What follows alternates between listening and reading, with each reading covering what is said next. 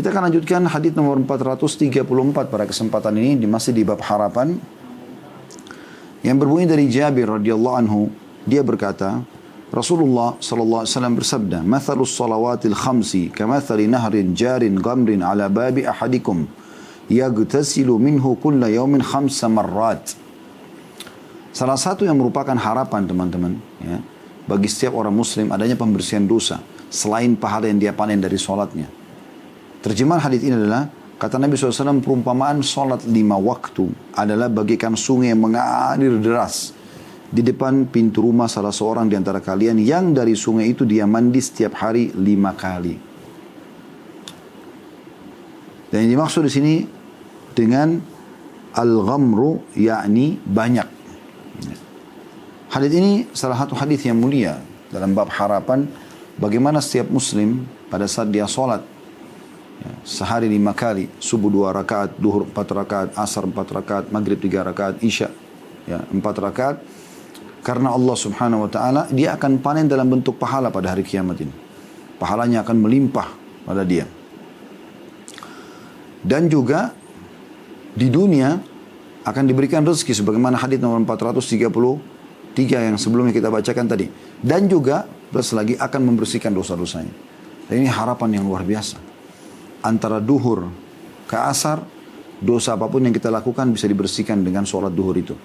Antara duhur ke asar, ya, apa yang dikerjakan antara duhur ke asar diampuni dosa. Antara asar ke maghrib juga sholat maghrib dibersihkan dosanya. Maghrib ke isya di waktu isya dibersihkan dosanya. Isya ke subuh dibersihkan dosanya. Subuh lagi ke zuhur dibersihkan juga dosanya. Dan tentu ini dosa-dosa kecilnya. Ini semakna dengan sabda Nabi alaihi salatu wassalam, antara solat 5 waktu pembersihan dosa di antara keduanya. Riwayat lain, antara solat dengan solat, antara Jumat ke Jumat, antara Ramadan ke Ramadan, pembersihan dosa di antara keduanya selama dosa-dosa besar dijauhi. Anda lakukan dosa besar seperti riba, Anda melakukan dosa-dosa besar umumnya, maka ini butuh taubat nasuha. Kata Imam Nawawi rahimahullah, dengan 3 syarat: meninggalkan dosa itu seketika, menyesali, dan janji sama Allah tidak akan mengulanginya. Ya, sebagian ulama menambahkan dengan yang keempat, menyibukkan diri dengan amal soleh. Maka insya Allah akan diterima pembersihan dosa besar tersebut. Tapi ini sebuah karunia yang luar biasa. Karena kita tidak luput dari dosa-dosa kecil. Sering saja kita lakukan di antara atau di sela-sela aktivitas kita dalam keseharian. Bukankah kita sering teman-teman lewat menuju ke kantor, menuju ke rumah, menuju ke pasar, kita sering melihat ada wanita tidak berhijab. Tidak sengaja kita melihatnya. Kita masuk ke mall, ada saja interaksi yang bisa mengundang dosa, gitu kan. Dan kita sulit menghindar karena kita harus transaksi di situ misalnya. Maka semua ini bisa dibersihkan dengan sholat tadi. Ini karunia yang luar biasa. Artinya dalam keseharian selama Anda hindari dosa-dosa besar, maka dosa kecil Anda bersih. Dengan cara Anda sholat 5 waktu.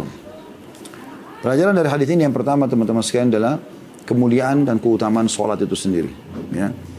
Dan banyak riwayat yang mirip dengan ini yang berbunyi seperti misalnya kata Nabi SAW, bagaimana kalau seseorang di antara kalian mandi sehari 5 kali.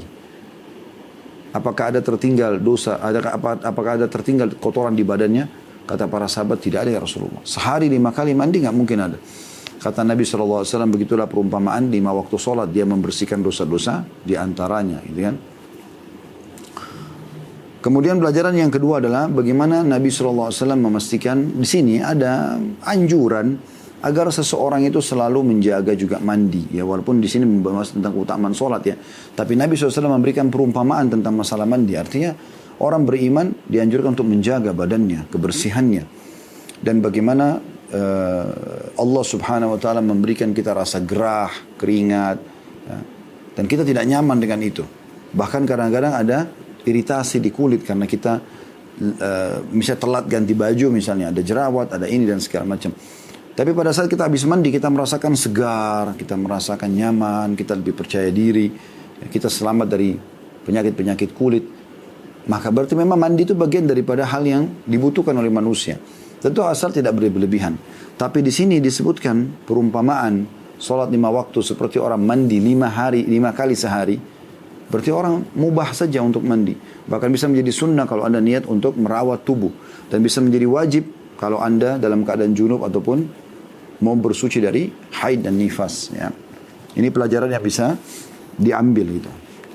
Hadis selanjutnya nomor 435 dari Ibnu Abbas radhiyallahu anhuma, beliau berkata, saya mendengar Rasulullah sallallahu alaihi wasallam bersabda, "Ma min rajulin muslimin yamutu fayaqumu ala janazatihi 40 rajulan la yusyrikuna billahi syai'an illa syafa'ahumullahu fi."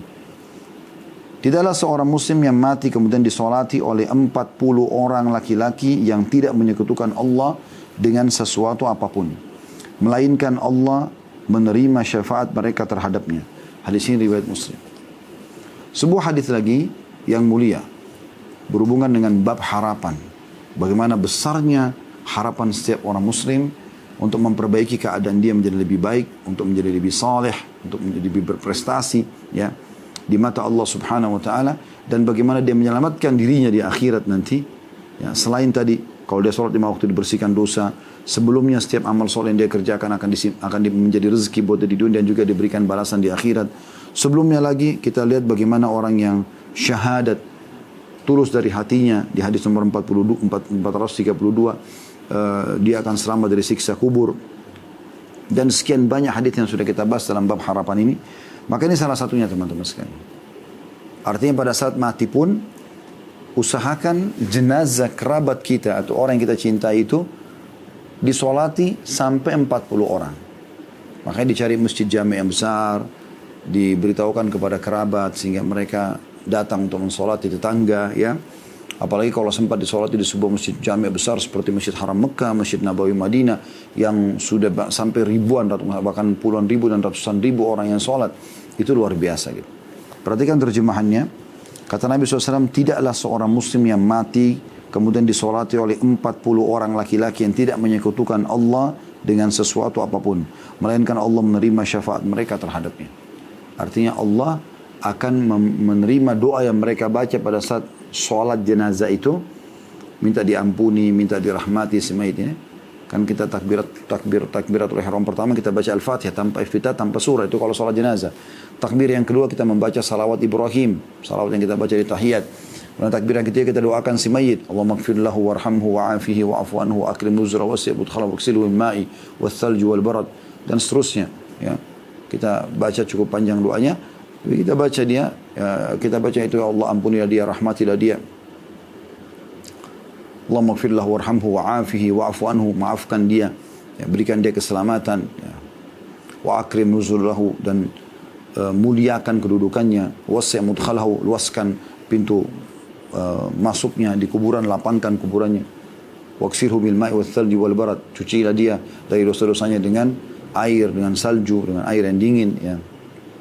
Wa naqi minadh dhunubi kama yunqqa ath-thawbul abyad minad danas, ya Allah bersihkan dia dari dosa sebagaimana dihilangkannya noda dari baju yang putih ya. Dan seterusnya, ini kita banyak doa yang kita bisa baca. Maka ini teman-teman sekalian, kalau 40 orang yang sholat di takbiratul ihram ketiga sholat tadi jenazah, doanya diterima asal orang-orang yang 40 orang itu semuanya tidak menyekutukan Allah Subhanahu wa taala. Lalu takbir yang keempat, kita salam ke sebelah kanan, kemudian selesai sholat jenazahnya. Hadis ini memberikan pelajaran pada kita. Yang pertama adalah bagaimana kedudukan seorang muslim. Artinya, satu orang muslim yang tidak menyekutukan Allah, itu bisa memberikan syafaat, pertolongan. Di akhirat pun akan begitu. Kalau dia sudah lolos dari timbangan amal, maka dia akan bisa memberikan syafaat. Ya. Maka sangat baik teman-teman sekalian kalau kita tahu orang saleh, orang yang baik ibadahnya, kita berteman dan bersahabat dengan dia, lalu kita mengatakan tolong jangan lupakan syafaat pada hari kiamat. Sampai pernah ada seorang sahabat, dia masuk di medan perang, kemudian dia lihat satu anak muda semangat sekali berperang. Maka dia mengikuti anak muda tersebut sampai dia juga berjuang. Padahal anak muda itu tertusuk dan akhirnya mau mati syahid, mau jatuh dari kudanya. Maka sahabat ini pun menjatuhkan diri dari kuda. Lalu dia mengatakan, wahai anak muda, aku mohon ingat wajahku, jangan lupakan syafaatmu untukku. Jadi bagaimana syafaat orang beriman ini luar biasa gitu. Di akhirat ya, di dunia pun pada saat dia hidup asal dia tidak menyekutukan Allah, maka jenazah yang sedang disolatin asal 40 orang mendapatkan karunia ini. Ya. Oleh karena itu teman-teman, kita harus menggarisbawahi ya, Bagaimana kita titip wasiat, kalau saya meninggal tolong disolati minimal 40 orang, itu juga bagian hal yang baik. Ya. Atau kita titip supaya disolati di sebuah tempat yang ramai. Pelajaran yang kedua adalah, selain kedudukan seorang muslim, syarat ya, agar syafaat kita bisa diterima, menyembah Allah satu dan tidak menyekutukannya. Ini syirik, hati-hati. Banyak orang melakukan kesyirikan dan ini berbahaya. Ini berbahaya teman-teman sekalian ya. Karena syirik kepada Allah Azza wa Jal, ya, menyekutukan Allah dengan makhluknya, ini akan membuat seseorang itu jauh dari syafaat, jauh dari rahmat Allah Subhanahu wa taala. Ingat dalam surah An-Nisa, wahai muslimin sadar dengan ini. Karena banyak orang yang mengaku muslim tapi kesyirikannya luar biasa. Kata Nabi kata Allah SWT dalam surah An-Nisa, a'udzubillahi minasyaitonirrajim, innallaha la yaghfiru an yushraka bihi wa yaghfiru ma duna dzalika liman yasha. Allah di hari kiamat masih memaafkan semua dosa. Tapi Allah tidak akan maafkan dosa syirik. Allah tidak akan maafkan dosa orang yang berbuat syirik, dan Allah mengampuni siapapun selain itu yang dia inginkan. Selain syirik, kita bisa mengatakan tahta masyiatillah, di bawah naungan Allah Subhanahu wa taala. Insya ghafaralah wa insya adzabah. Kalau Allah mau Allah maafkan, kalau Allah mau Allah juga siksa dia. Oleh karena itu jaga hati-hati, jangan sampai berbuat syirik kepada Allah Subhanahu wa taala. Ini hati-hati. Berapa banyak orang subhanallah dalam solat dia mengatakan iyyaka na'budu wa iyyaka nasta'in. Hanya kepadamu kami menyembah, hanya kepadamu kami minta tolong. Selesai. Salam, minta di kuburan di sebelah masjidnya. Minta sama orang tersebut. Lalu mana komitmen perkataan kita tadi? Hanya kepadamu ya Allah, hanya kepadamu. Bagaimana para sahabat Nabi ridwanullah alaihim, kalau sendal mereka putus, mereka minta kepada Allah di langit. Karena, ya Allah, berikan aku sendal. Ya, saking bergantungnya dan manjanya kepada Tuhannya. Dan ini yang diinginkan. Tidak boleh kita memperkenalkan Allah dengan makhluk. Allah sangat murka dengan perbuatan syirik ini. Dan dia adalah induk dosa besar yang membinasakan. Oleh karena itu harus hati-hati sekali. Jangan sampai terjerumus dalam kesyirikan. Tidak usah pakai jimat. Jangan pernah ke dukun. Itu semua perbuatan syirik kepada Allah Subhanahu wa taala. Ya. Hati-hati. Kemudian selanjutnya, hadis nomor 436 dari Ibnu Mas'ud radhiyallahu anhu, beliau berkata, "Kunna ma'a Rasulillahi sallallahu alaihi wasallam fi kubbatin nahwan min 40, faqala atardawna an takunu ruba' ahli al-jannah?" Qulna na'am. Qala atardawna an takunu thulutha ahli al-jannah? Qulna na'am. Qala walladhi nafsu Muhammadin biyadi inni la arju an takunu nisfa ahli al-jannah wa dhalika anna al-jannata la yadkhulaha illa nafsun muslimah wa ma antum fi ahli syirki illa kasya'ratil bayda'i fi jildi thawril aswad atau kasya'ratis sawda'i fi jildi thawril ahmar. Artinya, kami pernah bersama Rasulullah SAW dalam sebuah kubah. Ada footnote di bawah 393. Maksudnya kubah di sini adalah rumah kecil dan bulat yang terbuat dari tenda, yaitu salah satu bentuk rumah orang Arab dulu. Ya. Kami pernah bersama-sama Rasulullah SAW dalam sebuah kubah sekitar 40 orang di rumah kecil. Maka beliau bersabda, apakah kalian rela menjadi seperempat dari penghuni surga? Kalian umat Islam ini, seluruh ahli surga seperempatnya, ya, itu kalian, kaum muslimin. Kami menjawab, iya. Maka Nabi SAW mengatakan, apakah kalian ridho menjadi sepertiga penduduk surga? Lebih banyak lagi. Kami menjawab, iya. Maka beliau bersabda, sallallahu alaihi wasallam, demi zat yang jiwa Muhammad ada di tangannya, sesungguhnya aku berharap kalian menjadi separuh ahli surga. Karena surga itu tidak dimasuki kecuali oleh jiwa yang muslim, dalam kurung, berserah diri kepada Allah. Karena di tengah-tengah orang musyrik hanyalah seperti sehelai rambut putih di kulit sapi jantan hitam, atau seperti sehelai rambut hitam di kulit sapi jantan merah. Hadis ini riwayat Bukhari dan Muslim. Hadis ini salah satu juga hadis yang mulia, ya. Hadis yang sangat luar biasa dalam bab harapan. Bagaimana seorang muslim itu sudah cukup dia berpredikat seorang muslim saja, itu sudah luar biasa. Apalagi kalau dia sibuk dengan segala macam kewajiban dan sunnah-sunnah yang ada dalam Islam, maka jauh lebih mulia lagi. Sedikit apapun amal soleh, maka dia akan dapatkan balasannya di dunia sebagai rezeki dan di akhirat sebagai pahala yang membawanya masuk ke dalam surga dan meninggikan derajatnya tentunya. Hadis ini kita bagi menjadi beberapa bagian. Yang pertama yang bisa diambil pelajaran adalah kecerdasan Abdullah bin Mas'ud radhiyallahu anhu, sebagaimana sering kami sampaikan ya, beberapa sahabat memang seperti ini metode mereka. Mereka berusaha untuk menyampaikan tentang kondisi, tempat atau waktu yang Nabi SAW sampaikan hadisnya. Dan ini sebuah hal yang baik ini. Ini hal yang sangat baik. Karena beberapa kali saya jelaskan ini ya, di pertemuan-pertemuan yang lalu dan juga di beberapa bahasan hadis seperti Sahih Targhib Tarhib di hari Jumat, ya, kemudian juga Sahih Hadis Qudsi ya, dan beberapa bahasan hadis yang lain, bahwasanya sahabat-sahabat yang seperti ini sangat cerdas. Mungkin bagi orang yang hadir di lokasi pada saat itu, dia tidak perlu dijelaskan. Nih Rasulullah sebutin di dalam kubah ini ya, atau dalam rumah yang bisa menampung 40 orang ya. Karena mereka tahu mereka hadir. Tapi sangat besar manfaatnya bagi orang justru yang ya, tidak ada di situ. Seperti kita sekarang, kita tidak hadir pada masa itu. Abdullah bin Mas'ud radhiyallahu anhu bisa saja langsung menyampaikan inti hadis, tapi beliau menggambarkan. Nah, ini sebuah keutamaan yang sangat besar. Dan ini layak untuk jadi masuk dalam mutiara hadis ya. Karena memang mempelajari sosok seorang sahabat bagian daripada hadis itu sendiri, karena mereka yang ada dalam sanad hadis. Mereka orang-orang yang telah menukil dari Rasulullah SAW kepada kita semuanya ya. Maka mereka layak untuk disebutkan keutamaan-keutamaannya. Kemudian yang kedua adalah pelajaran yang diambil, bagaimana Nabi SAW memastikan kalau penghuni surga paling banyak adalah kita, umat Muhammad SAW. Ini keutamaan tersendiri. Ini keutamaan tersendiri. Ini berita gembira teman-teman sekalian. Setengah penghuni surga kita.